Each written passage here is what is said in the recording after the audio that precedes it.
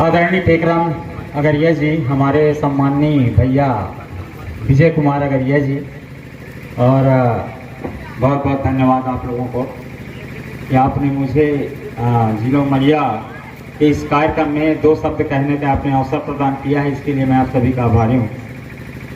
सम्मानीय साथियों, आज यहाँ आकर आप सभी का प्रेम, स्नेह, प्रेरणा और आशीर्वाद मिलना ये किसी सौभाग्य से कम नहीं है। तो ये मेरे लिए सौभाग्य का विषय है कि आप सभी का प्रेम, स्नेह और आशीर्वाद मिला, जिसे मैं हमेशा याद रखूंगा। और हर साल ये उमरिया आने का अवसर आप सभी के माध्यम से मुझे यहाँ मिलता है। लगातार मैं उमरिया लगभग आ रहा हूँ 2-3 साल से, और वो इसका वजह ये है कि आप सभी का प्रेम और आशीर्वाद, जितना प्यार स्नेह यहाँ से मिलता है, इसलिए यहाँ बार बार आने का मन भी करता है।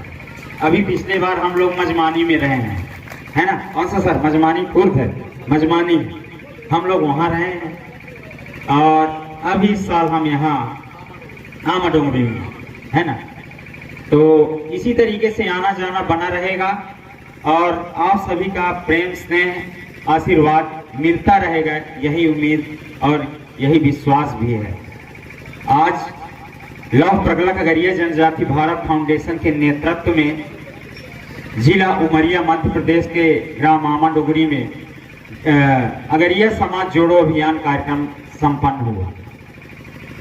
इस कार्यक्रम में उपस्थित हमारे आज के इस कार्यक्रम के मुख्य अतिथि आज के रहे हमारे सम्माननीय श्री सुखित लाल अगरिया जी, हमारे श्रद्धेय सम्माननीय श्री राम लखन अगरिया जी, और एक और व्यक्ति आपके जिले के लिए नियुक्त किए गए थे, उनका नाम था महेश कुमार अगरिया जी। किसी कारणवश वो आपके उमरिया जिले में उपस्थित नहीं हो पाए हैं, लेकिन दो नोडल, ये दो नायाब हीरे, ये दो नायक हैं, ये मान लीजिए, जो 300-400 किलोमीटर दूरी तय करके आपके जिले के अगरिया जोड़ो अभियान कार्यक्रम में आए और आपके जिले को इन्होंने संबोधित किया अपने समाज के लिए कि हमारा समाज विकास करे, संगठित हो, शिक्षित हो, मजबूत हो।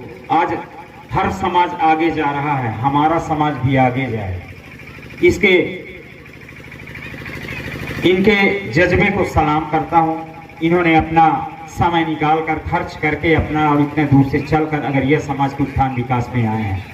तो हमारे मुख्य अतिथि महोदय नोडल सम्मानित सुखित लाल जी और हमारे श्री राम लखन अगरिया जी, हमारे आदरणीय श्री सुकुल प्रसाद नागवंशी जी, जिला कोरिया जिलाध्यक्ष महोदय, जिला कोरिया से ही हमारे सम्मानीय लाल साय अगरिया जी, इस जिला के जिलाध्यक्ष महोदय श्री सूरज लाल मरावी जी, आदरणीय हमारे टेकराम अगरिया जी, मुकेश कुमार अगरिया जी, राम रतन अगरिया जी, गयादीन अगरिया जी, सभी जिला के कार्यकर्ता का नाम लूंगा तो कम से कम 10 मिनट लगेगा मेरे को, इसलिए सामूहिक बोल देता हूं। जितने जिला के हमारे कार्यकर्ता हैं उन सभी को बहुत बहुत धन्यवाद और आभार कि आप सभी ने ये इस मंच में, इस छाया में आने का अवसर दिया। हमने विजय अगरिया जी का नाम जिला उमरिया में नहीं लिया, क्यों? क्योंकि ये हमारे हैं, हम आप सब एक ही हैं, लेकिन हमारे घर इस लौह प्रगलक फाउंडेशन में भारत की एक कमेटी बनी है, उस भारत में ये कोर डायरेक्टर है।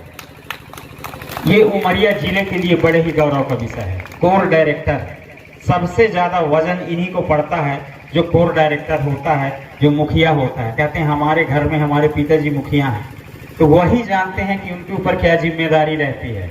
उसी तरीके से हमारे आदरणीय विजय कुमार भैया कोर डायरेक्टर हैं, इनको पूरे भारत की जिम्मेदारी है। यदि कहीं कुछ जानना हुआ, समझना हुआ, कोई योग नियम या कुछ भी करना हुआ, तो विजय भैया का हमारा सुझाव अत्यंत आवश्यक है। और अत्यंत प्रभावशाली व्यक्ति हैं, दिल के सच्चे, बिल्कुल मेहनती हैं और समाज के प्रति निष्ठा और प्रेम रखने वाले हैं। मैं ऐसे समाज सेवियों को नमन करता हूं और धन्यवाद देता हूं कि भैया कि आपने इस मंच पे आमंत्रित किया है। और हमारे विजय भैया की एक खासियत और है, जो भी जिम्मेदारी इनको मंच की ओर से दे दिया जाता है, चाहे किसी भी जिले का हो, वो उसको पूरा करते हैं। और आप भी नोडल हैं, जिला अनूपपुर के नोडल हैं, अपने यहाँ के नोडल हैं ये, है ना। और अभी सिंगरौली भी गए हुए थे। तो सोचिए, मैं आपको ये इसलिए बताना चाह रहा हूँ कि इस मंच के माध्यम से ये जो सारी चीजें हो रहा है, अगर ये समाज जोड़ो अभियान कार्यक्रम हो रहा है, लोग दूर दूर से जा रहे हैं, आ रहे हैं, वो किसके लिए है, क्या फायदा है इसका? उससे कोई फायदा नहीं है। वो इसलिए इतने दूर आ रहे हैं, जा रहे हैं, इससे हमारा समाज विकास करे, संगठित हो, शिक्षित हो, मजबूत हो, हम लोग समझें। सम्मानित साथियों, मेरा नाम दशरथ प्रसाद अगरिया है, जिला अनूपपुर, मध्य प्रदेश, कोतमा में निवास करता हूँ फिलहाल के लिए, चूंकि बच्चे मेरे पढ़ रहे हैं, छोटे छोटे हैं। और मेरा जो प्रॉपर घर है, जहाँ का मैं पैदाइशी हूँ, ग्राम सोही बेल्हा है, भालूमाड़ा से 3 किलोमीटर दूर है, ज्यादा दूर नहीं है, पास ही में है। तो आज इस मंच लौह प्रगलक अगरिया जनजाति भारत फाउंडेशन की ओर से अगरिया समाज जोड़ो अभियान कार्यक्रम, ये भारत के हर राज्य के हर जिले में जहां भी ये संगठन जुड़ा हुआ है, पहुंचा हुआ है, हर जिले में अगरिया समाज जोड़ो अभियान कार्यक्रम चलाया जा रहा है। हर जिले के लिए नोडल बनाया गया है, हर जिले में एजेंडा वाचन होता है। हमारे नोडल हर जिले में जा करके इस कार्यक्रम को आयोजित कराते हैं अपने उपस्थिति में। और इस संगठन के एजेंडा को जो 26 बिंदु का है, उसको अगरिया समाज स्वजाति बंधु जन समुदाय को ये बताते हैं कि लौह प्रगलक अगरिया जनजाति भारत फाउंडेशन क्या है, क्यों जुड़ना चाहिए इससे। सम्मानित साथियों, इस संस्था को हमको हल्के में नहीं लेना है। ये संस्था हमारे जनजाति समाज के अस्तित्व और संस्कृति, नाम पहचान को उजागर करने के लिए इस मंच का निर्माण हुआ है। आज से 6 साल पहले इसका निर्माण हुआ है, लेकिन ये पंजीकृत हुआ है लगभग 3 साल हुए हैं। इसको भारत सरकार के तहत, गृह मंत्रालय भारत सरकार की ओर से इसको पंजीयन मिल चुका है सेक्शन 8 के तहत। और अब ये पूरे भारत में कहीं भी अगरिया जन समुदाय के समाज के उत्थान विकास के लिए कार्य करने के लिए इसको लाइसेंस मिल चुका है। ये कहीं भी ये कार्य कर सकता है ये संस्था, ठीक है, भारत सरकार से पंजीकृत संस्था है। आइए जानते हैं थोड़ा सा, अगरिया समाज जोड़ो अभियान क्या है। नाम ही है अगरिया समाज जोड़ो अभियान। इस संस्था का लक्ष्य ही है कि संपूर्ण भारत के अगरिया जन समुदाय को एक मंच पर संगठित करना है, इकट्ठा करना है, चाहे वो किसी भी राज्य और किसी भी जिले से हो। यदि वो अगरिया जनजाति समाज के हैं तो सबको एक मंच और एक छत के नीचे लाना है। साथियों, संगठित समाज में शक्ति होती है। संगठित क्यों रहें, संगठित हम क्यों रहें, क्यों संगठित होना चाहिए? संगठित रहने से क्या होता है कि किसी भी प्रकार के समस्या का समाधान बहुत ही आसानी से हो जाता है ना। और कोई भी समस्या आती है तो वो समस्या ज्यादा देर तक टिकती नहीं है संगठित होने से। हम स्कूलों में पढ़े हैं, हमको गुरुजी ने पढ़ाया है कि बेटा देखो, एक लकड़ी को तोड़ते हैं तो आसानी से टूट जाता है, लेकिन 10 लकड़ी को जब बांध के ऐसे तोड़ते हैं तो वो टूटता नहीं है। क्या है उसके पीछे का कारण? संगठित। एक था, टूट गया, 10 लकड़ियां एक साथ मिल गई तो टूटे नहीं टूटा। इसी तरीके से हमारा समाज है। हमको संगठित होना है, हमको एकजुट होना है, जिससे हमारे समाज की जो भी समस्या, दिक्कतें, तकलीफ है वो खत्म हो सके। हमारे ऊपर, हमारे समाज के भाई बंधुओं, किसी के ऊपर भी कोई विपत्ति आए तो वो खत्म किया जा सके। सम्मानित साथियों, अगरिया जन समुदाय जो है ना, एक ही वृक्ष की शाखाएं हैं। जड़ इसका एक ही है, पेड़ एक ही है, शाखाएं भले इधर उधर हम लोग बटे हुए हैं, कोई अनूपपुर में, कोई उमरिया में, कोई सीधी में, सिंगरौली में, कोई मध्य प्रदेश में, कोई छत्तीसगढ़ में, है ना, कोई झारखंड में, कोई उत्तर प्रदेश में, है ना। सबका बोलचाल, बोली भाषा, रहन सहन, संस्कृति, कल्चर, काम करने का तरीका, है ना, अलग हो सकता है, लेकिन यदि वो अगरिया हैं तो एक ही वृक्ष की शाखाएं हैं। इस चीज को जानना जरूरी है। तो हम ये ना सोचें कि हम संगठित क्यों हो। संगठित का अर्थ मैं ये बताना चाहता हूँ, जुड़ने से। आपके जिला को ले लो या आप राज्य को ले लो या फिर राष्ट्रीय स्तर पर एक साथ होने के लिए मैं संगठित की बात बता रहा हूँ। संगठित होने से सारी समस्याओं का समाधान होता है, ये जान लीजिए। हमारे समाज में बहुत सारी समस्याएं हो सकती है। एक चीज आप लोगों ने नोटिस किया है क्या, आज हमारे समाज में सबसे नौकरी पेशा में बहुत ही कम लोग हैं। जिला उमरिया में अगर ये जनजाति समाज के लोग कितने मास्टर हैं, कोई बता सकता है मुझे? मैं इनको जानता हूँ, श्रद्धेय हमारे सम्मानित श्री सूरज लालमरावी जी, जिला उमरिया से एक। और कोई है क्या? और कोई? 2 3 4 मान लें, 5 मान लेते हैं, 10 मान लेते हैं, 10 मास्टर होंगे। अन्य समाजों को आप देखिए, अन्य समाजों के कितने लोग होंगे टीचर? हम गिनती नहीं कर पाएंगे। ये हमारे जिलों में भी और दूसरे जिलों में भी। मैं ये कहना चाहता हूं कि आज हर समाज सशक्त हो रहा है, मजबूत हो रहा है, संगठित हो रहा है। आज हर समाज आगे जा रहा है, तो हम क्यों पिछड़ रहे हैं? हम क्यों पिछड़ रहे हैं? क्या हमारे अंदर वो क्षमता नहीं है? हम ये नहीं चाहते हैं? हमको देखकर ईर्ष्या नहीं होता है कि वो आगे जा रहा है, तो हम क्यों पीछे जा रहे हैं? आज हमारे घर के पड़ोसी का बच्चा पढ़ लिख करके, दोनों एक साथ पैदा हुए हैं, और पड़ोसी का बच्चा पढ़ लिख करके मास्टर, पटवारी, इंजीनियर, डॉक्टर हो गया, और मेरा बच्चा रोजगार गारंटी में गोदी कोड़ने जाता है। ये दुख नहीं होता है क्या? हमको दुख होना चाहिए सर। यही इसी चीज के लिए, इन सारे चीजों के लिए हमको आगे आना है, संगठित होना है, जुड़ना है। संगठित होने के कई फायदे हैं। हमारा समाज शिक्षा की दृष्टि से पिछड़ रहा है, तो कहाँ कमी है? ये मंच लव प्रगलक फाउंडेशन उसका करता है मंथन। कमी कहाँ है उसको ढूंढिए और उसको निकालिए और समाज तक उसको पहुंचाइए। यही अगर ये जोड़ो अभियान का लक्ष्य। शिक्षा, आज शिक्षा के प्रति हमारा जो सोच है वो बदल रहा है धीरे धीरे। आज हर समाज बेहतर जा रहा है। हम कहाँ हैं? आज हमारे समाज में नशा पान जो है बहुत ही तेजी से है। आज समाज का कोई भी कार्यक्रम होगा, छठी, बरहों, दसगात कार्यक्रम, बिना पिए खाए किसी भी कार्यक्रम को नहीं कराया जाता है। इससे क्या असर पड़ता है? सोचिए, इससे क्या असर पड़ता है? हम पी रहे हैं, लेकिन आज चलिए अभी का उदाहरण लेते हैं। हम लोग इतने सारे लोग यहाँ बैठे हैं इस अगरिया समाज जोड़ो अभियान कार्यक्रम के लिए, लेकिन यहाँ कोई व्यक्ति पिया खाया हुआ बैठता है अभी, तो हमारे यहाँ युवा भी हैं, बच्चे भी हैं, माताएं बहनें हैं, वो हमको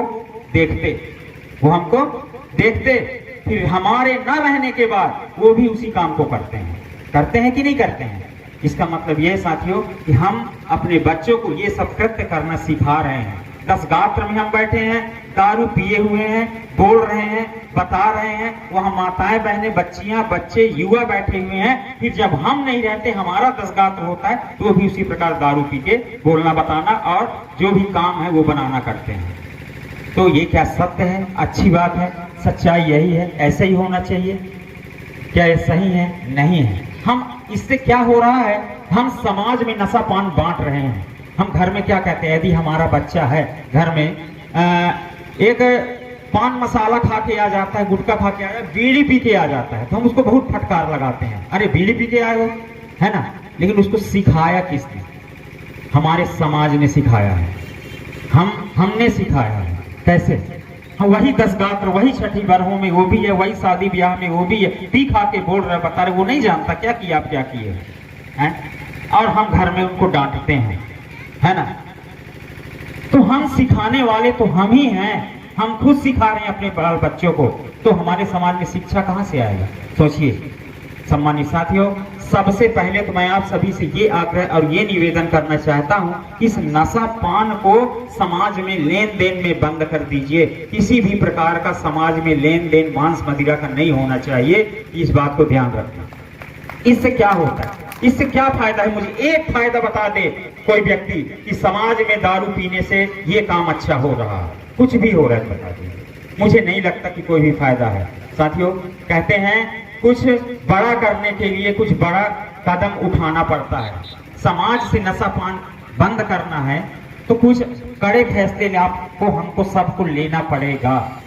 हम समाज में कहीं भी लगता है कार्यक्रम वहां जरूर बता दें कि आज के बाद समाज के चाहे दसगात्र हो, छठी बर हो या कुछ भी हो, वहां शराब पीकर आना कार्यक्रम में सख्त मना है। यदि जो व्यक्ति कार्यक्रम में पी के आएगा उसको 5,000 का दंड जुर्माना समाज में देना होगा, और यदि वो व्यक्ति ऐसा नहीं करता है तो उससे समाज से बाहर किया जाएगा। ये किसके लिए? यदि ये हम कर ले जाते हैं तो किसके लिए होगा? हमारे बाल बच्चों के लिए है, हमारे भविष्य के लिए है, जो हमारी आने वाली पीढ़ी है उनके लिए ये सब होगा। जब कहते हैं जो जैसा बोगे वैसे न काटेंगे। भाई बोया पेड़ बबूल का तो आम कहाँ से होए? सीधी सी बात है। समाज में नशा पान बांट रहे हैं तो नशा पान ही न सीखेंगे हमारे बाल बच्चे, है ना? समाज में शिक्षा बोइए, सभ्यता बोइए, संस्कार बोइए। साथियों, कोई भी कार्यक्रम समाज में हमारा हम शिक्षा की बात करें, सभी भाई अपने बाल बच्चों को पढ़ाइए। हमारे समाज को एक बेहतर समाज, सशक्त समाज, मजबूत समाज, संगठित समाज बनाना है। चलिए हम सब लोग संगठित होते हैं, अपने समाज के, अपने जिला के बाल बच्चों को हम पढ़ाएंगे लिखाएंगे मिलजुल करके। साथियों, आज इन सारी समस्याओं के समाधान के लिए ये लव प्रगलक फाउंडेशन इस मंच खड़ा हुआ है, तैयार हुआ है कि समाज को संगठित, शिक्षित और एक सभ्य बेहतर समाज कैसे बनाना है। इन सारे समस्याओं को निदान करना है। समाज से ऐसी प्रथाएं जो हमारे समाज के लिए फायदेमंद ना हो उसको बंद करके ऐसी प्रथाएं लागू करें जो हमारे समाज के लिए फायदेमंद हो। अभी हमारे आदरणीय सर ने एक बात, बहुत ही अच्छी बात किया, दसगात्र साफी प्रथा। दसगात्र साफी प्रथा से क्या फायदा है? दसगात्र में साफी बांधने से क्या फायदा है? अभी हमारे एक आदरणीय साथी ने यह भी कहा था कि 50 रुपए हम देते भी हैं और साफी भी देते हैं। अच्छी बात है सर, साफी से वो 50 रुपए के बदले अगर उस एक साफी के बदले यदि वही साफी का पैसा भी मिल जाता उस व्यक्ति को, तो 50 का साफी है और 50 आपने दिया तो 100 रुपए मिल जाता उसको। इसी प्रकार 300 परिवार है और 300 परिवार 300 साफी लाके दिया है, तो वो 300 साफी के बदले वो पैसा मिलता, तो जहां 10,000 इकट्ठा हो रहा है वहां 20,000 इकट्ठा हो जाता। हो जाता कि नहीं हो जाता? हो जाता। मैं अपने जिला में बात करूंगा। जिला अनूपपुर में अभी इस दसगात्र साफी प्रथा को लेकर हमने काफी प्रचार प्रसार किया है। अभी हमारे यहाँ बहुत मुश्किल से इस दसगात्र साफी प्रथा में सुधार आया। लगभग 1.5-2 साल के अंदर बड़ी मुश्किल में एक साफी और 50 रुपए लाना शुरू किए हैं। ये बहुत बड़ी जीत है। यदि हम शून्य से आगे बढ़ रहे हैं, एक में पहुंचे हैं, तो ये जीत ही मानी जाएगी। अब आज बहुत जिलों में भी ये गतिविधियां ये हो रहा है। इसका फायदा क्या है? अब एक चीज बताइए, हम साफी दे देते हैं तो साफी से क्या फायदा होता है? कोई बताएगा? कोई फायदा नहीं। यदि उसको दुकान में बेचने भी जाएंगे ना, तो वो दुकानदार लेगा नहीं, उसको कोई फायदा नहीं है। वो क्या फायदा है कि दूसरे के घर में जब होगा कोई कार्यक्रम तो वो व्यक्ति उसी साफी को देता जाएगा, बस एक यही फायदा है। साथियों, इससे कोई फायदा नहीं है। लेकिन हमारे के ऊपर एक बोझ आया, वो चला गया इस दुनिया से। तो आप कभी सोचे हैं कि वो परिवार इस इतने बड़े समाज को कैसे खिलाए पिलाएगा, दसगात्र कैसे करेगा? हमने कभी सोचा क्या? नहीं सोचा। हमको ये लगता है कि अरे यार हम गए तो यहाँ ये कमी रह गया, बड़ा नहीं बना, पूड़ी नहीं बना, नाश्ता नहीं मिला, हम ये कहते हैं। कभी हमने ये सोचा कि वो कमाने वाला था, वो चला गया, कैसे होगा? क्यों ना हम सहारा बने? साथियों, ये मंच इसलिए इस दसगात्र साफी प्रथा को बंद कर रहा है। इसका कहना यह है कि जो गया है, ये संपूर्ण अगर ये जनजाति समाज हमारा ही भाई है, हम एक हैं, कोई पराया नहीं है, इसलिए हम उसकी मदद करें। यानी हम उस परिवार को उस दसगात्र सहयोग राशि जो आता है कम से कम अधिक से अधिक संख्या में मिले, जिससे उस परिवार पर बोझ न आए। आज सोच सकते हैं हम वो परिवार कैसे खिलाता पिलाता होगा। एक व्यक्ति खत्म हुआ, 300 लोग इकट्ठा हुए, 300 रुपए, 300 लोगों का खाना बनवाने में 20-25 हजार रुपए का खर्च आ जाता होगा, सोचिए। और यदि वही 20-25 हजार रुपए हमारे समाज से इकट्ठा होकर उस परिवार को मिल जाए तो कितनी बड़ी बात है। वो दुआएं देगा, वो आशीर्वाद देगा, सोचिए। तो समाज क्या है, इसको समझना जरूरी है। समाज का अर्थ एक दूसरे को तोड़ना, प्रताड़ित करना, परेशान करना नहीं होता है। समाज का अर्थ होता है सरल मार्ग, सही मार्ग और अच्छा मार्ग दिखाना, और समाज की मदद, समाज के लोगों की मदद करना, ये समाज है। तो साथियों, हमको यही समझना जरूरी है कि समाज हमारा क्या है। आज से मुझे उम्मीद नहीं, पूर्ण विश्वास है कि यहाँ से इस मंच के नीचे से निकलकर हम अलग अलग गांवों में, अलग अलग जिलों में हम जाएंगे और वहाँ ये संदेश को हम जरूर बताएंगे कि दसगात्र साफी प्रथा से कोई फायदा नहीं है भैया। दसगात्र साफी प्रथा में घर के खास लोग, जिस घर के खत्म हुए उनके खास लोग, जीजा, फूफा, मामा, इससे ज्यादा आगे वाले नहीं। इन 3, 4, 5 रिश्तेदार जो उनके खास हैं वो साफी बांध दे, बाकी सारे लोग 100 रुपए कम से कम उस परिवार को दें, जिसकी जितनी श्रद्धा। हम ये नहीं कहते हैं, पर कम से कम 50, और यदि ज्यादा भी देना चाहता है तो उसको दें। सम्मानित साथियों, ये ऐसी प्रथाएं जो हमारे हित में ना हो, हमारे हित में ये नहीं है। साफी से क्या फायदा है? कोई फायदा नहीं। इसलिए साफी को बंद करके पैसा, तो ये मंच ने यही कहा है कि जहां जिस चीज से फायदा हो, जिससे हमारे समाज के व्यक्ति को फायदा पहुंचे, हम ऐसी प्रथाएं, ऐसे नियमों को हम लागू करेंगे।